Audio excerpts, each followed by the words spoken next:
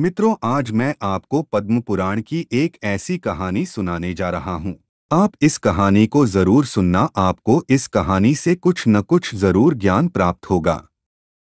ब्रह्मा राक्षस एक ब्राह्मण का भूत है जिसने अपने जीवन काल के दौरान गंभीर पाप किए थे।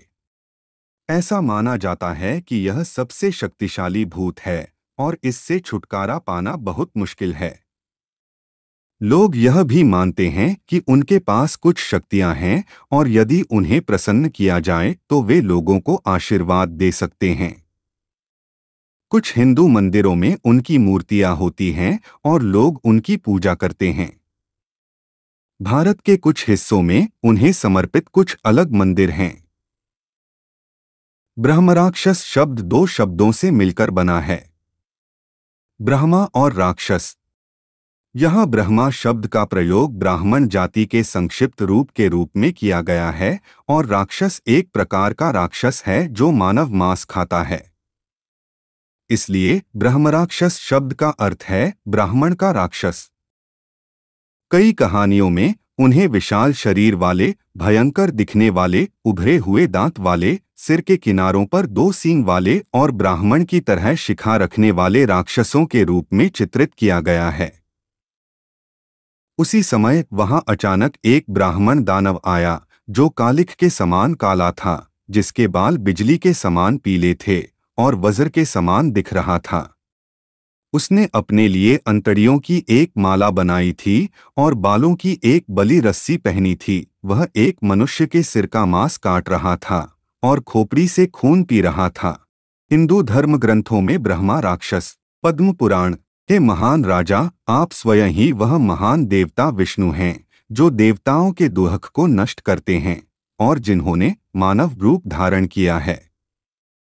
हे परम बुद्धिमान, ये भरत, लक्ष्मण और शत्रुघ्न आपके ही अंश से उत्पन्न हुए हैं।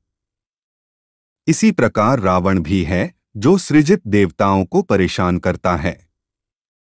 पूर्व शत्रुता की निरंतरता के कारण, हे राजा, उसने सीता का अपहरण कर लिया। तुमने ब्राह्मण राक्षस के वंश में जन्मे उस राक्षस को मार डाला। वे गुरु जिन्हें ऋचाओं और वेदों का ज्ञाता माना जाता है, वे सभी ज्ञान देने में सक्षम नहीं हैं। इसलिए वे शिक्षक नहीं हैं।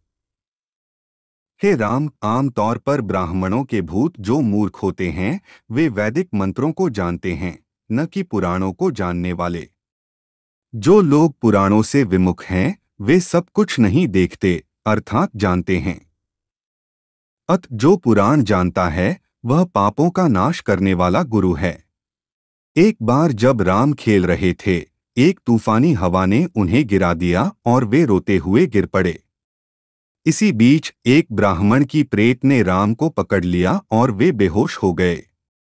तब उसके साथी बालक ने उस अवस्था में इधर-उधर रोते हुए राम राजा को इसकी सूचना दी। तब राजा राम को ले गए और वशिष्ठ से बोले। उन्होंने उससे पूछा, राम को यह क्या हुआ? तब वशिष्ठ ने पवित्र राख ली, उसे पवित्र किया और ब्राह्मण के भूत से छुटकारा पाया। उसने उससे पूछा, तुम कौन हो? और उन्होंने कहा, मैं एक ब्राह्मण हूँ, मुझे वेदों के अपने ज्ञान पर गर्व है। बार बार दूसरों का धन छीनने के कारण मैं ब्रह्मभूत बन गया। मेरे बरी होने के बारे में सोचो। कुशीवाला नाम का एक ब्राह्मण था जो वेदों और वेदांगों की मूल प्रकृति को जानता था, जो सभी पवित्र ग्रंथों में पारंगत था और जिसका आचरण अच्छा था। उसकी कुंती नाम की पत्नी दुष्ट मन की थी। वह अपनी पत्नी के साथ बहुत लालची था और दिन-ब-दिन भैंस, कालपुरुष, घोड़े आदि जैसे महान उपहार स्वीकार करता था। लेकिन उन्होंने ब्राह्मणों को एक चाउरी भी नहीं दी। जैसे जैसे समय बीतता गया, ब्राह्मण भूतों के रूप में दो बुरी आत्माएं भूख और प्यास से पीड़ित शरीर के साथ इस पृथ्वी पर घूमने लगीं। फिर उन्होंने ताड़ के पेड़ की जड़ के पास आकर विश्राम किया। आप वेदों पर चर्चा करने में लगे हुए हैं, लेकिन आप वैदिक सिद्धांतों से अनभिज्ञ होंगे। ये ब्राह्मण बकबक करें कि और कुछ नहीं है। काम, स्वर्गीय सुख, क्रोध, लोभ और अहंकार में लिप्त ये ब्राह्मण निर्लज्ज भिखारी बने। ये ब्राह्मण वैदिक मार्ग का अनुसरण करते हुए शूद्रों के यज्ञ में भाग लेंगे। वे सदैव गरीब रहेंगे और मौद्रिक उपहार प्राप्त करने के लिए उत्सुक रहेंगे। अयोग्य व्यक्तियों से धन का दान स्वीकार करने के कारण वे नरक में गिरेंगे। हे दक्ष, उनमें से कुछ ब्राह्मणवादी राक्षस बन जाएंगे। ब्रह्मा राक्षस के बारे में कहानियां पूरे भारत में पाई जाती हैं और उनके बारे में लोगों में अलग अलग मान्यताएं हैं। लेकिन आम तौर पर यह माना जाता है कि वे बहुत शक्तिशाली होते हैं क्योंकि वे आधे देवता और आधे राक्षस होते हैं। दुनिया में ऐसे बहुत ही कम लोग हैं जो इन पर काबू पा सकें। अधिकतर ये पीपल के पेड़ पर रहते हैं और अगर कोई पेड़ को नुकसान पहुंचाता है तो क्रोधित हो जाते हैं। कुछ कहानियों में उल्लेख है कि कुछ लोगों ने उन्हें सफलतापूर्वक प्रसन्न किया और उनसे सहायता प्राप्त की। चूंकि ब्रह्मा राक्षसों के पास कई शक्तियां होती हैं, इसलिए वे अपने भक्तों को वरदान दे सकते हैं। ऐसा माना जाता है कि ब्रह्मा राक्षस का देवता मंदिर के दक्षिणी और पूर्व की ओर स्थित है। निर्माण गतिविधियां शुरू करने से पहले ब्रह्मा राक्षस से अनुमति लेना अनिवार्य है, अन्यथा निर्माण कार्य में बाधा आती है। पलपायसम ब्रह्मा राक्षस का मुख्य प्रसाद है। मुख्य रूप से ये पुरुष ब्राह्मण होते हैं, लेकिन महिला ब्राह्मण भी ब्रह्मा राक्षसिनी बन जाती हैं। ब्रह्मा राक्षस कौन बनता है? 3 मुख्य बातें व्यक्ति को मृत्यु के बाद ब्रह्म राक्षस बनाती हैं। 1. व्यक्ति ब्राह्मण जाति का होना चाहिए। यदि कोई व्यक्ति ब्राह्मण जाति का नहीं है तो वह ब्रह्मा राक्षस नहीं बनता है।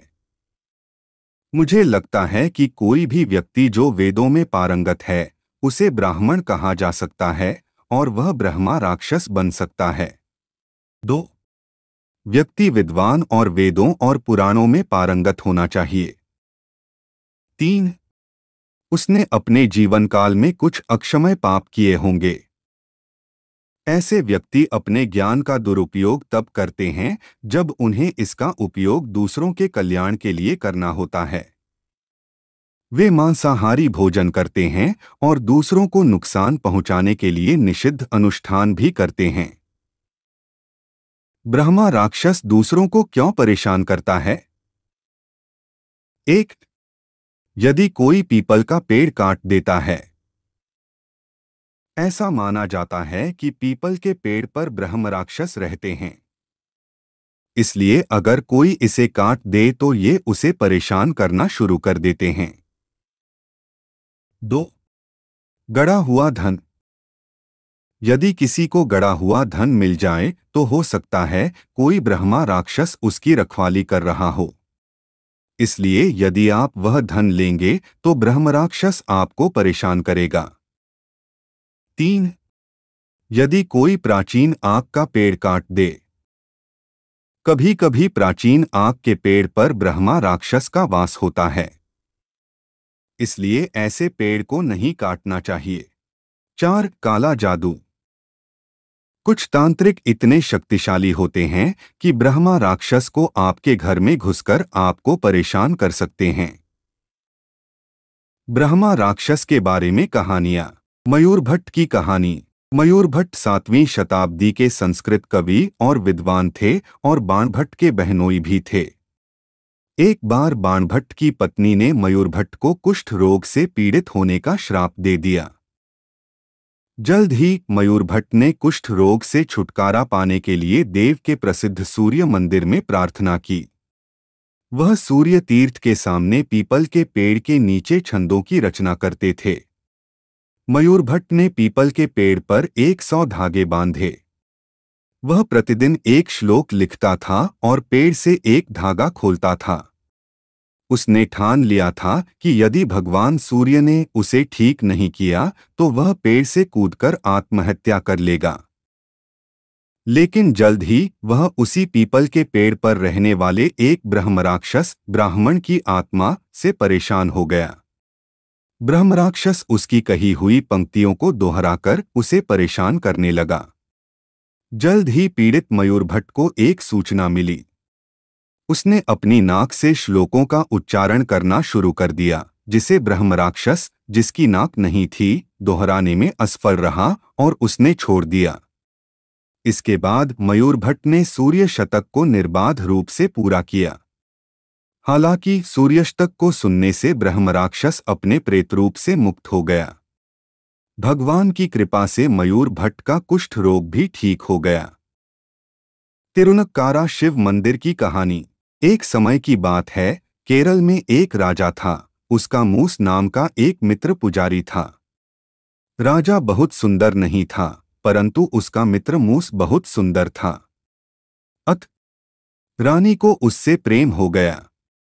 बेचारी मूस इस बात से अनभिज्ञ थी और वह बहुत ही नेक इंसान थी। जब राजा को अपनी पत्नी के एक तरफा प्यार के बारे में पता चला तो वह क्रूर हो गया और मूस को मारने का आदेश दिया। लेकिन राजा के सेवकों ने गलती से एक कनिष्ठ पुजारी की हत्या कर दी, जिसकी पत्नी बाद में ब्रह्मा राक्षस या राक्षसिनी बन गई और लोगों को परेशान करने लगी। इसलिए राजा ने उसके लिए यह मंदिर बनवाया।